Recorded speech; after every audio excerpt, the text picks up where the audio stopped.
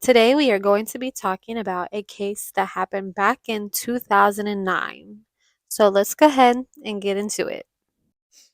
Steve McNair was an American football player who played 13 seasons in the NFL before he retired in 2008. He then opened his own restaurant in Nashville. Steve was the first African American quarterback to win the NFL Most Valuable Player award.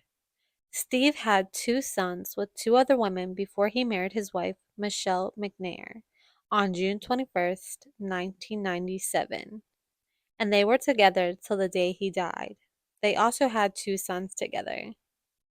Michelle and Steve met in college, and Michelle said that Steve would always stare at her, and at first she would just kind of blow him off, and then he started always talking to her and flirting with her and kind of bugging her in a way, but she obviously fell for it and ended up falling madly in love with him. She said that he was an amazing father, that he loved his sons more than anything. And she also stated that they were madly in love, but she knew that he wasn't always faithful to her. Sometime in November 2008, Steve met a 19-year-old waitress named Sahil Jenny Kazim at Dave and Buster's and started a romantic relationship with her. And mind you, he was 35 at this time, and she was only 19. Zahil had a rough childhood. Her mother was murdered when she was 9 years old in a home invasion. And then at the age of 13, she immigrated to Florida from Iran, where she was born and raised. And then when she was only 16, she followed her then boyfriend, who was 20 years old at the time, to Nashville. They broke up right before she met Steve, but they still kind of talked off and on. So now that we went over both Steve and Sahil's backgrounds and how they met, let's go ahead and talk a little bit about their relationship. So let's go over this part one more time. Sahil was 19 years old. Remember that. 19. Only 19. And Steve was 35 years old. So right there is a big red flag to me because she's super young and he's way older than her. You know, he has money. He's pretty much got everything. So she was probably already just swept off her feet that this retired NFL player who has everything was interested in her. And he, like I said, he knows what he's doing. You know, he probably used that to his advantage. And he probably loved all the attention that she would give him. And mind you, that's just my opinion. He would also take her on luxury vacations to Las Vegas and Florida. He also took her to Mississippi to meet some of his family. And he also met some of her family. Shahil told friends and family that Steve was going to leave his wife and marry her. Even some of Zahil's friends said that they heard Steve tell her this. But we all know that men like this usually just tell their mistress this to keep them in check. That they're usually not going to leave their wives. You know, sometimes they do, but for the most part, they don't. And he was just saying this to keep her happy and kind of keep her in place. And then on her 20th birthday, Steve co signed with her on a black Cadillac Escalade. Although she told her friends that she wanted to make the payments to maintain her independence. So basically, he paid the down payment and she was to pay the monthly payments, which were $800 a month. And a part of me is kind of thinking that she said that because she didn't want him to feel like she was with him for money. And honestly, I don't think she was. I think she really was in love with him and she was willing to pretty much do anything for him. So I think this was a way of her proving to him that she was in it because she loved him and she didn't care about the money, which, once again, that's my opinion. And not too long after that, she saw Steve with another woman. So, quick side note, Steve had himself a little bachelor pad, which he used to take Shahel. Well, I guess Shahil had a feeling that he was having another affair, and so she was pretty much watching his bachelor pad when she ended up seeing another woman who went by the name of Leah. Lee told police that she saw a woman in a black Cadillac following her a few times, and she also saw it circling the street around her house. Sahil would confront Steve and he would just lie about it, you know, like normal. Then on July 1st, Sahil would find used condoms in his condo. That same day, she approached a man she had only known for a few weeks about buying a gun. And they just had a conversation about it. And at the time, she didn't actually buy the gun yet. But then, just past midnight on July 2nd, Shahil and Steve and one of his friends would get pulled over, and Sahil was arrested for a DUI. Now, Steve and his friend would leave the scene in a taxi, even though Shahil was yelling and telling police to have Steve come over to the police car so she could talk to him. But he didn't. He left in the taxi with his friends, which made her really upset. Then later that day, Steve arranged her bail to get her out of jail.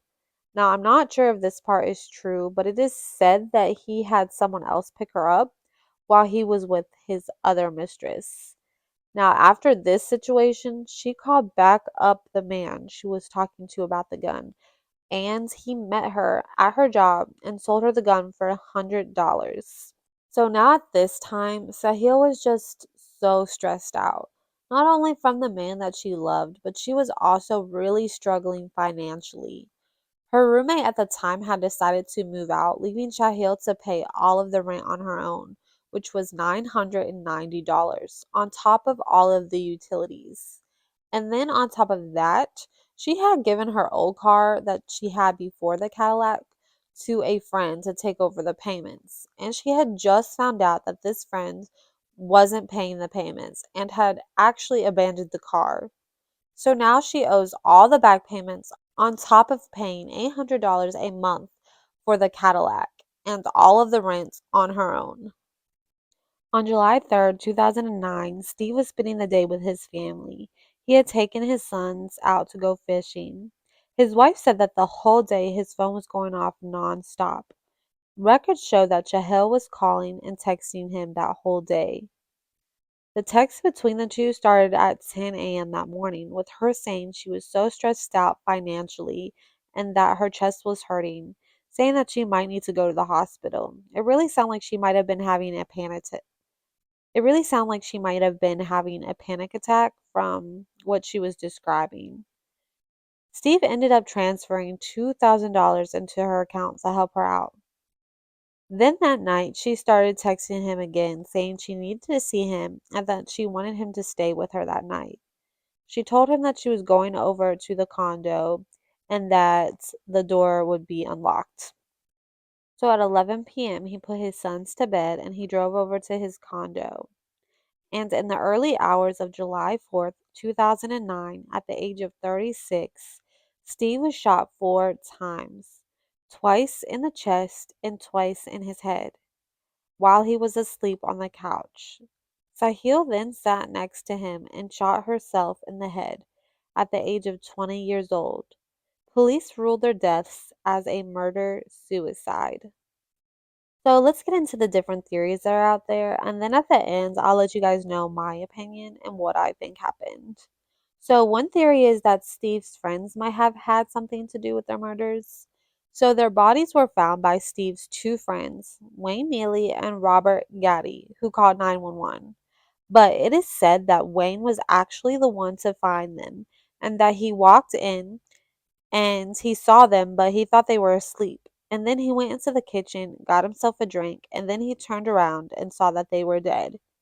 He then looked down and saw that there were shell casings on the floor, but he didn't immediately call 911. He actually walked out and called his other friend, Robert, and then called a lawyer. Robert showed up and saw the bodies, and then Roberts actually called 911, which is really strange. And to be honest, I don't know if his friends had anything to do with it based on it seemed like they had good relationships between each other and that there isn't anything out there saying that they had any problems with one another.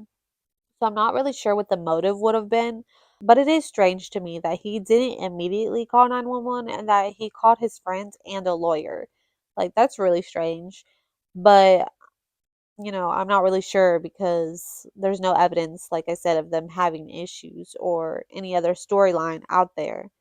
And then there's another theory that people think that his wife found out and went to the condo, found them together, and then shot them. But I don't think that was the case because she wasn't even a suspect and she was probably home with her children.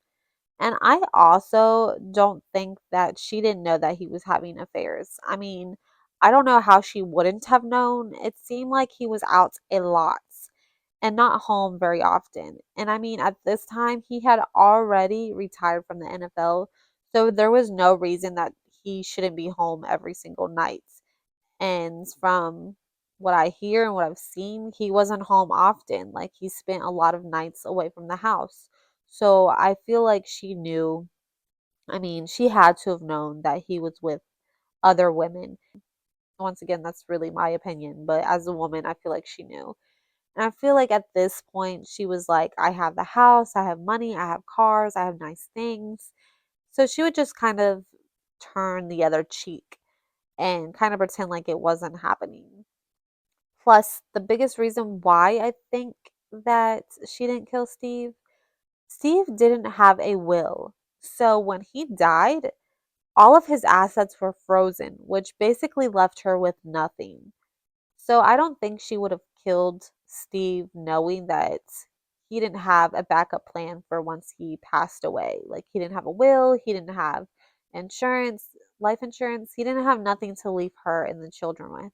So, I honestly don't think she would have killed him without those things in place.